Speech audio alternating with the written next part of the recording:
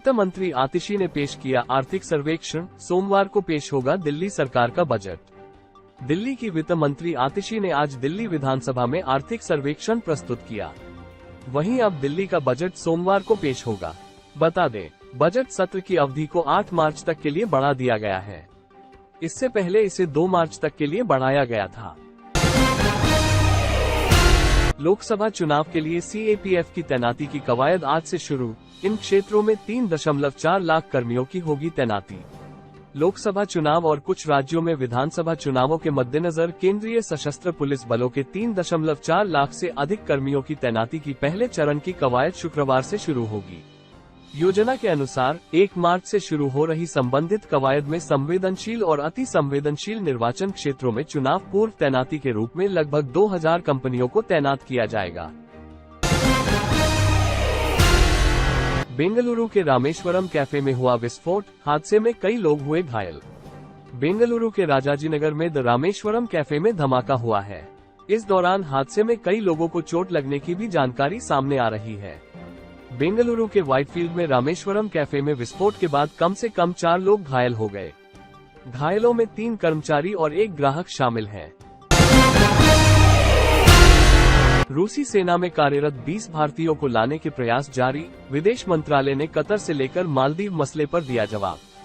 भारत ने गुरुवार को कहा कि रूसी सेना में सहायक कर्मचारियों के तौर पर काम कर रहे लगभग 20 भारतीय नागरिकों को जल्द से जल्द कार्यमुक्त कराने के हरसंभव प्रयास किए जा रहे हैं।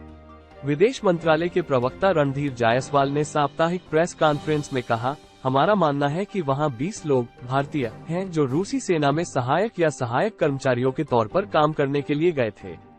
हम उन्हें निकालने की हरसंभव कोशिश कर रहे हैं।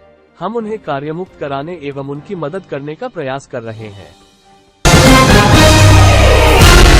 हिंद महासागर में भारत की स्थिति और होगी मजबूत। लक्षद्वीप में भारतीय नौसेना का जल्द होगा नया बेस। प्रधानमंत्री नरेंद्र मोदी ने हाल ही में लक्षद्वीप की यात्रा की थी। इस दौरान उन्होंने देशवासियों से विदेशों में जाने के बजाय अपने ही देश में मौजूद बेहद खूबसूरत आइलैंड्स लक्षद्वीप आने पर जोर दिया था। वहीं लक्षद्वीप को लेकर भारतीय नौसेना ने भी नया अपडेट दिया है।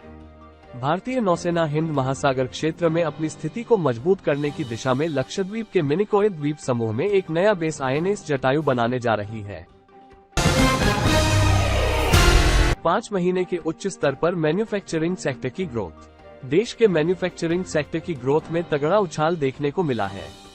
ये फरवरी में 5 महीने के उच्चतम स्तर पर पहुंच गई है। एक प्राइवेट मंथली सर्वे में शुक्रवार को बताया गया कि यह उछाल फैक्ट्री प्रोडक्शन और सेल्स में जबरदस्त तेजी की वजह से आया। महीने के पहले दिन बाजार में शानदार तेजी, सेंसेक्स 1000 अंक से ज्यादा उछला। आज से मार्च का महीना शुरू हो गया है। महीने के पहले दिन और कारोबारी हफ्ते के आखिरी दिन शेयर बाजार तेजी के साथ खुला है। बीते दिन बाजार में उतार चढ़ाव के साथ हरे निशा पर बंद हुआ था।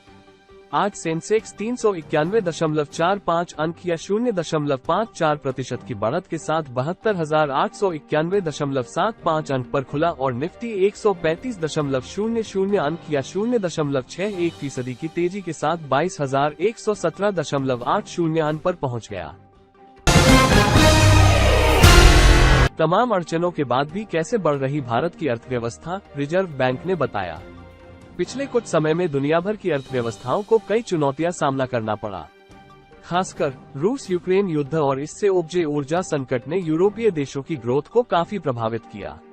लेकिन reserve bank monetary policy committee की मेंबर आशिमा गोयल का कहना है कि तमाम बाहरी दिक्कतों के बावजूद इंडियन इकोनॉमी ने बेहतरीन प्रदर्शन किया है।